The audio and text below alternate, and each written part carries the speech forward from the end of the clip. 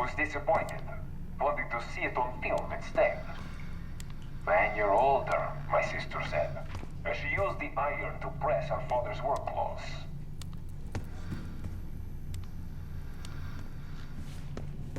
I was disappointed, wanting to see it on